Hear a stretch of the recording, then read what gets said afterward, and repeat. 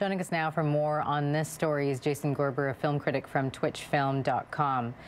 Jason, he's left such a legacy behind. Yeah, this is a giant. This is as close as we get to an iconic figure. This is a figure on the nature, like a character on the nature of a Brando or a Bogart, except in the sci-fi idiom. Yeah. Spock was so universal as a character that Nimoy played. It just became bigger than he was. In 1975, he wrote a book called I'm Not Spock. It was sort of tongue-in-cheek, and then wrote a book 20 years later saying I am Spock. Exactly. So look, it's a great loss. It's not such a surprise. He's been ill for a little while, but he's just such an iconic person, such a consummate performer, and such an incredible character that we all sort of fell in love with. Yeah, and you grew up a big fan of his. His movies left a mark on you, on his fan base. What is that relation between him and his fans? Yeah, I mean, I'm sort of the Star Wars generation, not necessarily the Star Trek generation, but nonetheless, I'm sort of deep down a little bit of a Trekker.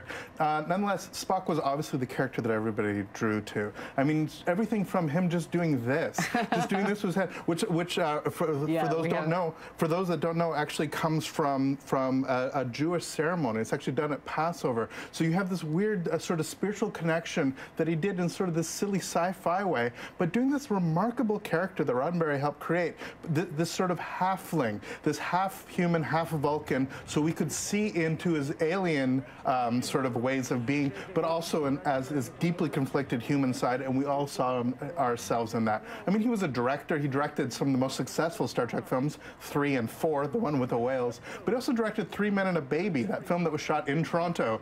He directed that? He directed that film. So he had a remarkable career, and again, we remember him for a consummate performer. He's a voice in some of the Transformers films. He played some of the robots in that. But fundamentally, we will remember him for creating one of the most iconic characters.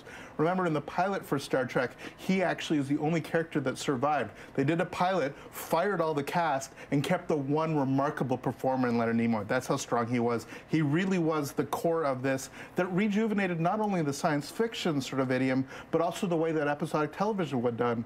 That you had a fan base that would actually go through all the minutiae, all the things episode to episode. Now, as we look at television, that people are obsessing about these little details, a lot of that comes from the fan base that Star Trek really helped engender. And there's a lot all over the world, right? All over the world. This is absolutely internationally known. There isn't a person around that doesn't understand what this means, that doesn't understand the pointy ears. Again, a remarkable talent, and consummate humanitarian, somebody who did music. He did very insane 60s schlocky music, but what's not to love? He was a true talent, and he will absolutely be sorely missed. Jason, thanks so much. Thanks.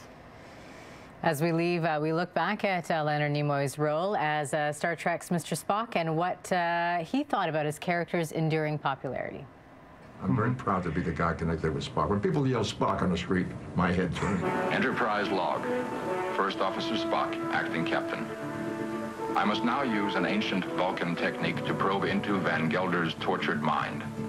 Spock, if there's the slightest possibility it might help. I've never used it on a human, Doctor. I have been, and always shall be, your friend.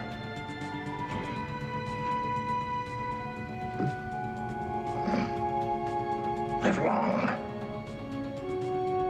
and prosper.